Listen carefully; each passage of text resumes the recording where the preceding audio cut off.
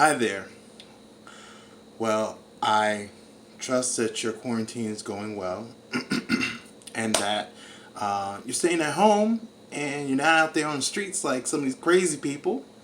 And if you have to go out, if you're an essential worker, that you're staying safe because we appreciate all your efforts.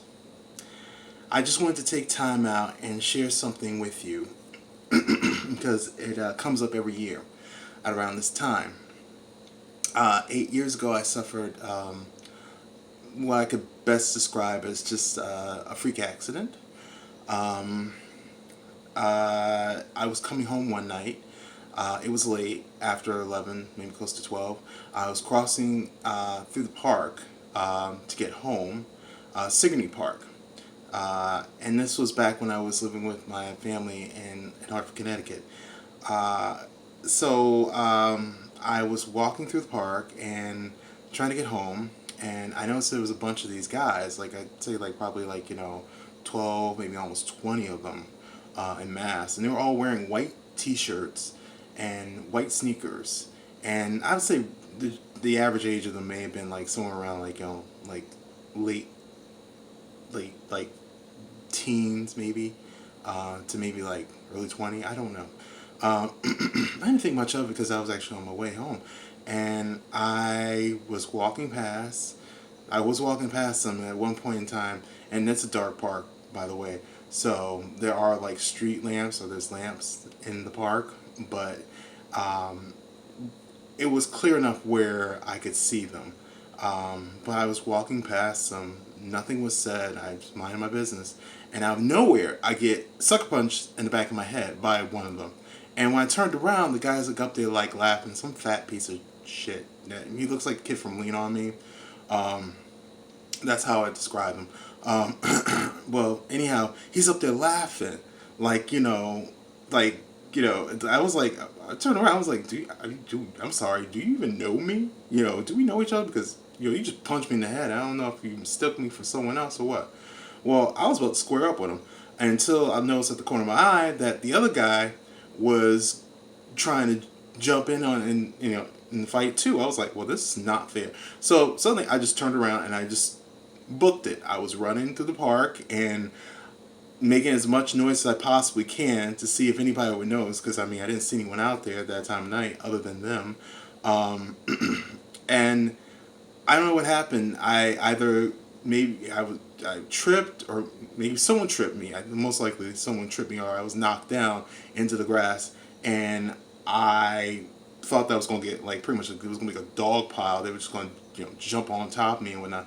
Um, Out of nowhere, I suddenly hear like a loud bang, and I couldn't tell where the bang came from because that park is surrounded by residences. So I couldn't figure out where it was. But once that happened, suddenly they all just scurried off. So once I got up, I was just brushing myself off and trying to find like my wallet, which I found. My phone I couldn't find, and I was looking, and the only thing that was left behind was just a black shirt, or what looked like a dark shirt. So within about 7 minutes, the police showed up. Of course, after I told them what happened, I haven't jumped. They had to basically search me, and they had to also like run my identification, make sure I didn't have any outstanding warrants. Never mind the fact that I was just almost like I was almost I was almost like murdered. Um, but once I gave them all the information, told them what happened, they were like, oh, okay, well, do you need a ride home? It's like, no, I'm just gonna walk. So I'm like 8 blocks away, 9 blocks away from my house. Um, it starts raining, and when I got home, I let my mom know. She was already upstairs in her bedroom, and I guess she was already ready for bed. But I let her know like I'd been jumped over in the park, and I needed her to come to drive me over to the park so that way I can see if I can find my phone, because I couldn't find my phone. I had all my contacts on there and whatnot. Um, but she was like, okay, let me get dressed. So as soon as she got dressed, we went to the car, and I noticed on the back of my shirt, or my sweater actually, I had a dark sweater on, that I had like some wetness, as I felt something wet in the back of my shirt. I was like, what's going on? So my mom's like, we'll just like, I'll open up the car door and I'll take a look. So, she opened, I opened up the car door, she put the light on, and I turned around to show her, and she's like, yeah, we got to go to the hospital. I was like, oh, okay, So, as soon as we got to the park, went looking. I was searching around the area where I had been assaulted. I looked around. I couldn't find the phone. So, as soon as we were done with that, we, both my mother and I, went to St. Francis Hospital, which was like 2 blocks away, and went to the emergency room. I let them know what happened to me, and that I most likely been shot. Well, come to find out, after some examination, they found out that there was an entry wound in my back, right about where my rhombus is, and that they were going to have to submit me, for X-rays. So I wound up going in for X-rays. They had to track it, like, to make sure it wasn't migrating. So I was probably X-rayed like maybe like 6, maybe 7, like, times, I think. But it was 2 trips I had to make there just so they could make sure it wasn't going to migrate. When I spoke to the head physician, he was like, oh, well, you're pretty lucky. If I were you, I'd buy a lottery ticket. And it's like, and without even having to ask, yes, he was a white practitioner. So other people, I don't think, would have actually said such a thing. They would have been like, I really am sorry this happened to you.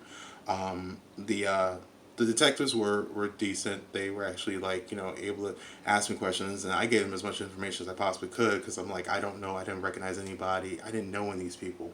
So they were just complete strangers to me that just assaulted me. So after that, I spent like 6 hours in the hospital, emergency room. My mom took me home.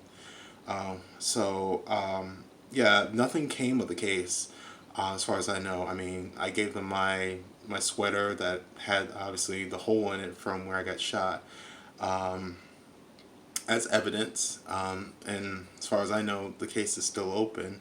I do recall that there was, I believe someone mentioned something about there being an assault that happened around that area, where I guess there was another person that was assaulted, and it may have been, I don't know, by the same group of individuals, but it wasn't that far from where the park was. So, but other than that, nothing became of it.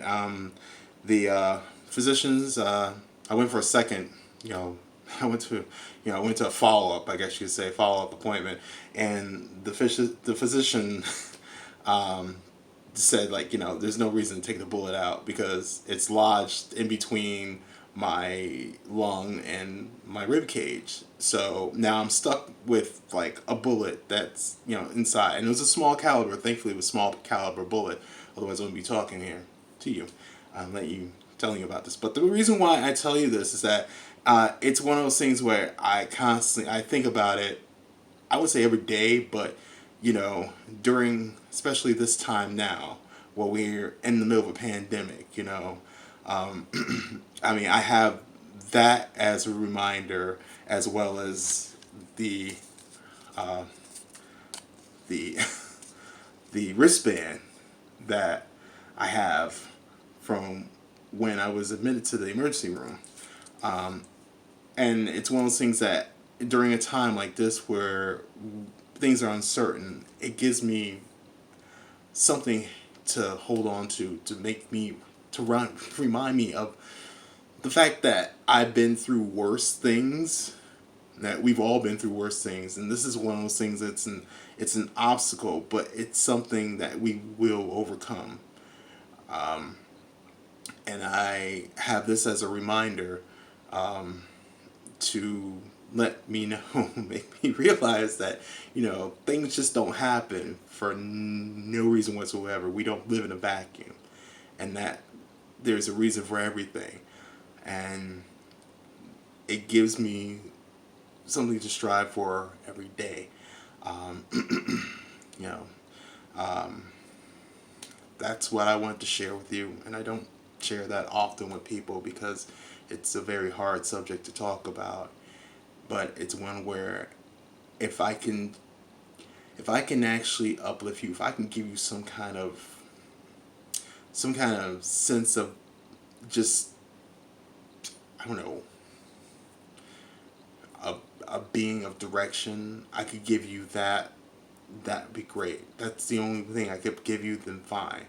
Because yes, it's tough right now, but I'm sure you've been through far worse. We've all been through far worse things, and that we're gonna wind up on the other side of this. So, um, any questions? Just, you know, you know what to do. Thanks for listening. Have a good one. Be safe.